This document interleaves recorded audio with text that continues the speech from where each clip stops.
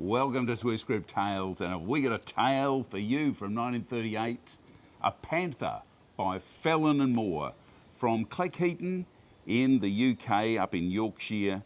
They made motorcycles from 1904 to 1966-67. They had three models: the 95, 350cc, the Model 100, 600cc, and the Model 120, the 650cc. This is 1938, the first year of the enclosed rocker gear. But there's lots of features about this bike that I love, because although the P&M, the Panther, was never a racing bike, this is a deluxe model. Deluxe, check out twin headlights. There's so much about this bike that is so unique and so classic era, 1930s. We'll go through that piece by piece, part by part, feature by feature.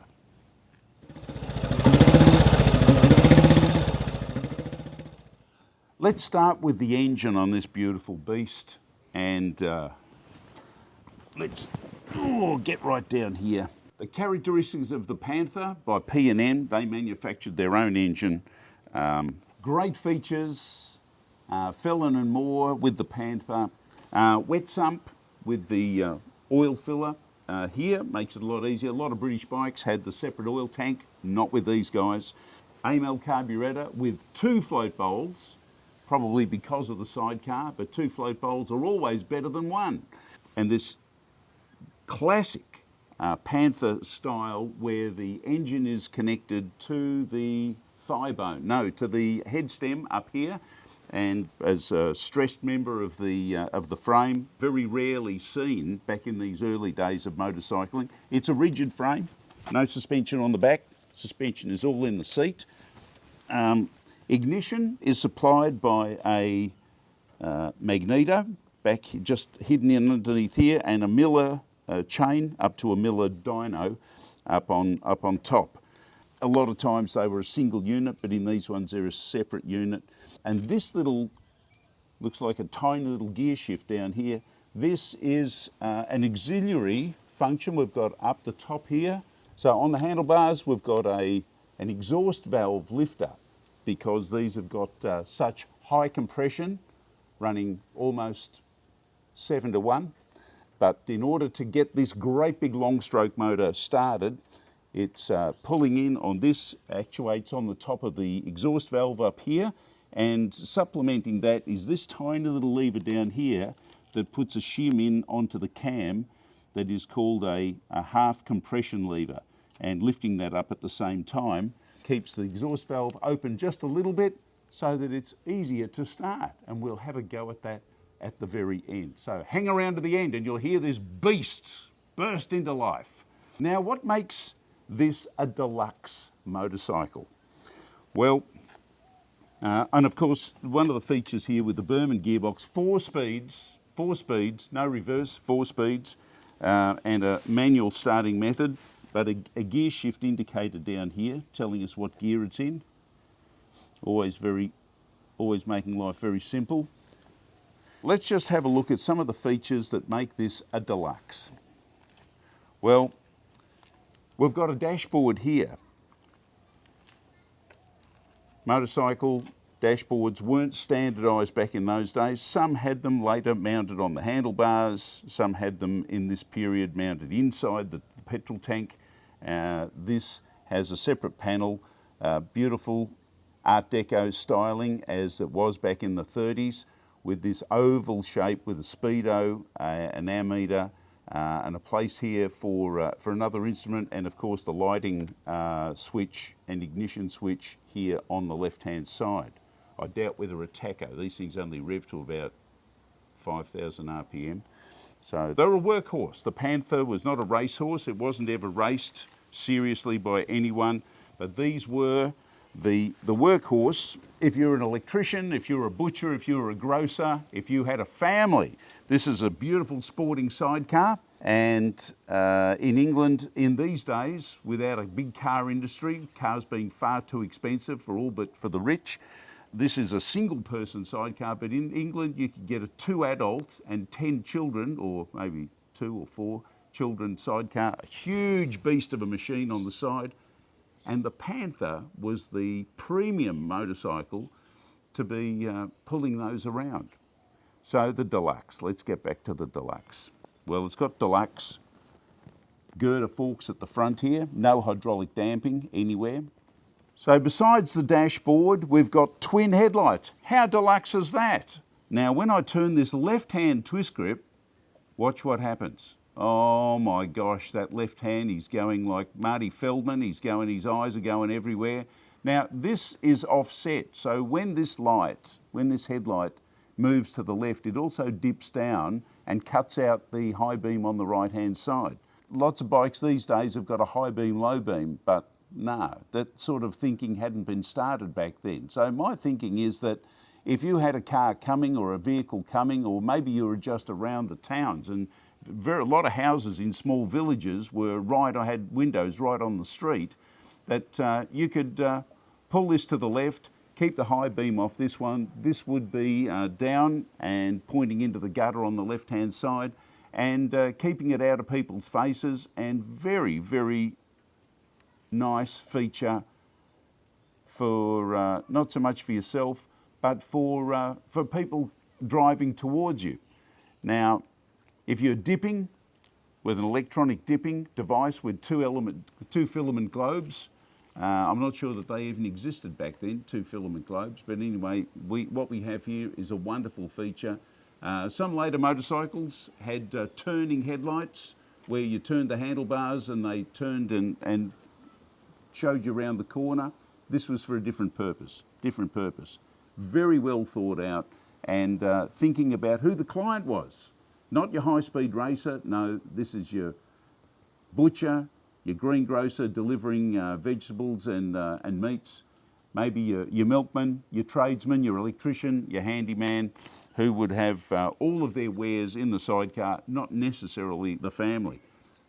So at the front, it looks like we've got a 6-inch, 7-inch, 7-inch maybe, front brake, and lots of cables going on down here. We've got twin cables,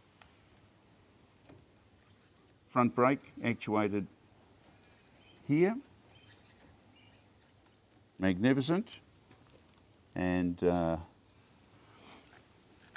instead of having hydraulic shock absorbers, we've got these friction pads which are manually adjustable at the front.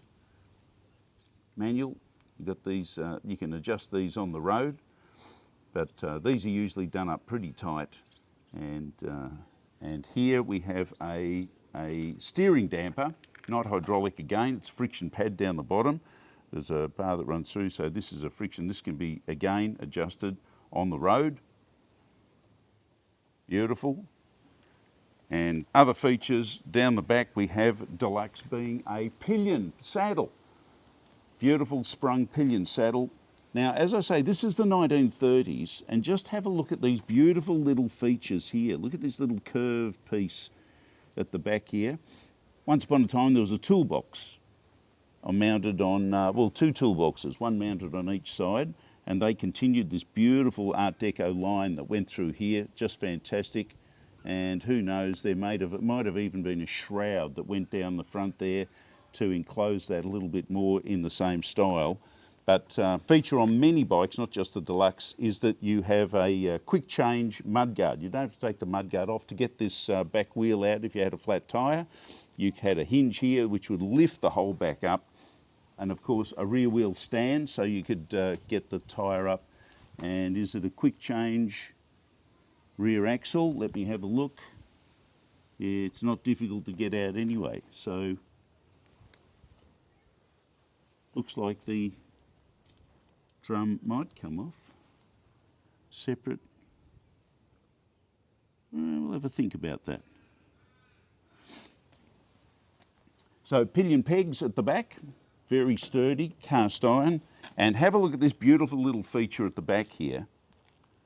Beautiful feature, a twin tail light, twin headlights and twin tail light feature, electric, yes. Coming out of the gas era, early headlights and tail lights were gas powered on motorcycles, not gasoline, no. acetylene gas. So beautiful feature. And if you come right round to the front, in 1930s, chrome tank, deluxe chrome tank, and an electric klaxon horn. Okay, a klaxon horn, very deluxe. This is electric. And a little button up here on the handlebars, and we've got a flat battery on it. So the noise it makes is when I push the button, ooga, ooga. It's not the horn, that's me.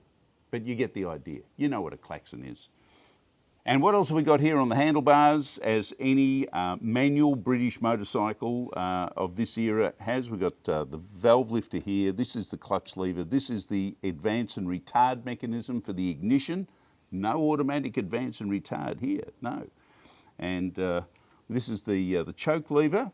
Oh, a remote choke lever. Very, very deluxe. This is the horn button. And of course, this is the front brake. Rear brake, as you would expect, is down here. It's a reversed lever, most unusual, but anyway, that works. And, aha, that's where the other cable comes from. It reminds me of a Moto Guzzi. This has got a linked rear brake and front brake mechanism, and that's why it's got two cables on the front brake. So 1938, and you've got linked brakes, rear and front. I'm even surprised at that. Very rare. Moto Guzzi made it a feature of their bikes. Panther, currently on their Deluxe, made it a feature on their bikes as well. I'm very impressed with that. So let's just have a quick look at the sidecar. Beautiful sporting sidecar. It's got a couple of little holes here for a windscreen at the front maybe. It's got some sort of stag emblem at the front, whether that's related to the brand or not, I don't know. But it's a classic sporting sidecar, beautifully designed. It's got polished timber, it's got beautiful upholstered seat in it. And I'm not going to climb in it because my knees won't do it. It's made for a very much smaller person than me, and I would have my knees up around my ears. But what a classic sidecar, and it's a very unique style of riding. If you've never ridden a motorbike with a sidecar, you are missing out on so much of having your heart in your mouth and being scared half to death nearly all the time. Here's another little feature here on the front that I love. Look at this little curve at the front here. Little curve, beautiful Art Deco styling. Love that styling. And you've got that same little lip at the back down here, everywhere you look. And notice that this rear mudguard stay here is easily unbolted and used to keep the front wheel off the ground if you get a puncture on your front tyre. A lovely feature, everything thought out nicely, enclosed rocker gear. So let's have a go at starting this beast. 600 cc's of snarling torque with long stroke motor, and here we go. Fully retarded? No, it's advanced. Fully retarded, yep. Yep, otherwise it might kick like a mule. No throttle. A little whisper of throttle. Doesn't like me. Smells very petrol-y.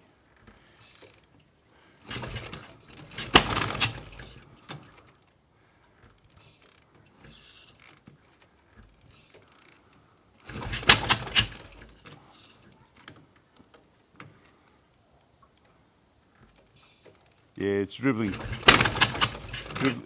petrol out down the the carbies.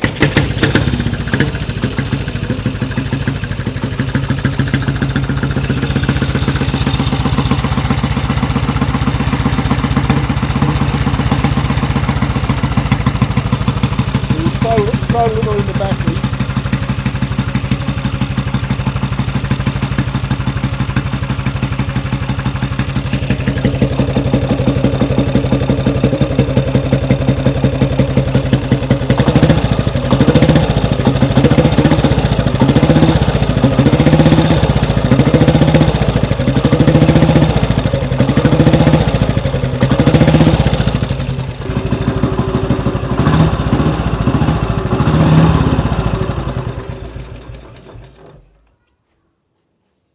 And that's what a Panther sounds like.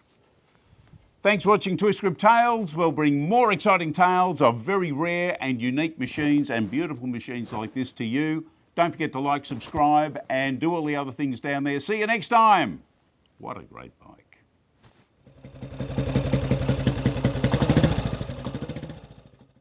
Oh, the battery's flat.